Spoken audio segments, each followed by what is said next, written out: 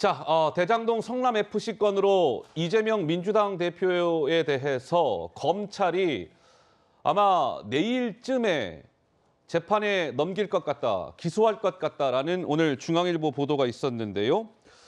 자, 이와 관련해서 더불어민주당에서는 이재명 대표를 수사하고 있는 검사들을 탄핵하자라는 목소리가 현직 민주당 의원을 통해서 나오고 있습니다. 직접 들어보시죠. 당원과 지지층에서는 지금 윤석열 정부를 제대로 효과적으로 국회 내에서 견제하지 못한다라는 비판을 하고 계세요. 예를 들면은 위법한 행위를 한 그 장관이나 검사에 대해서 왜 제대로 탄핵도 못하느냐 이런 요구들을 하는데 이 요구들을 원내대표가 제대로 그 수용을 잘 못하고 있는 것 아니냐라는 비판들이 당내에서도 나오고 있어요. 자, 김용민 의원이 검사 탄핵을 얘기했고 박찬대 최고도 이보다 앞서 또 검사 탄핵을 거론했습니다. 이어서 한번 들어보시죠. 이재명 대표를 탈탈 털고 있는 검사 조직이 무려 65명에 이르고 있습니다. 수사 인력 전체를 합치게 되면 수백 명에 이르게 됩니다. 우리가 그동안 검찰을 견제하기 위해서 피의 사실을 공표하는 검찰들을 고발하고 검사들의 신상과 명단도 공개했지만 전혀 먹혀들지 않고 있습니다. 직권을 남용하고 법을 왜곡하는 검사들을 이제 어떻게 해야 되겠습니까? 이제는 검사 탄핵을 피할 수가 없습니다. 야당의 의석 권한으로 검사들을 탄핵해야 된다고 생각하는데 여러분 힘을 모아 주시겠습니까?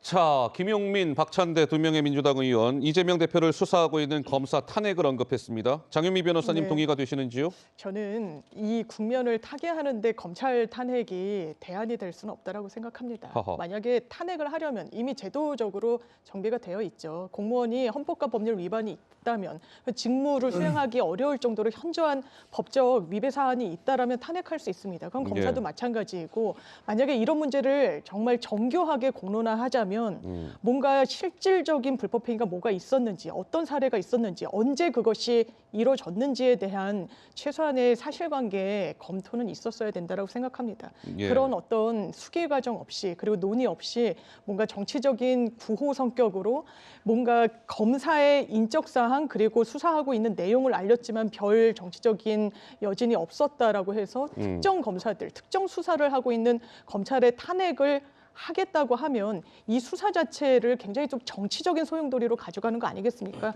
수사는 수사대로 받고 다만 정치적인 수사 성격이 있다라는 건 전 국민 많은 분들이 동의하실 거라고 생각합니다. 이제 법원의 시간이 다가왔고 공소유지 저는 개인적으로 어려울 거라고 생각하기 때문에 검찰 탄핵이 필요한 부분이 아니라 검찰 개혁과 관련해서는 구조적으로 접근해야 된다고 생각합니다. 자, 김정혁 의원님. 아니요. 그게 아니고 저는 좀 안타까워요. 안타까우세요? 역사와 전통을 자랑하는 민주당이 그리고 민주화를 위해서 찬란한 업적을 세운 바도 있는 민주당이 이재명 대표 한 사람, 어떻게 보면 범죄 피의자인 이재명 대표 한 사람을 방어하기 위해서 당도 무너져가고 있고 그리고 나라 꼴도 엉망으로 만들어가고 있구나라고 생각을 합니다.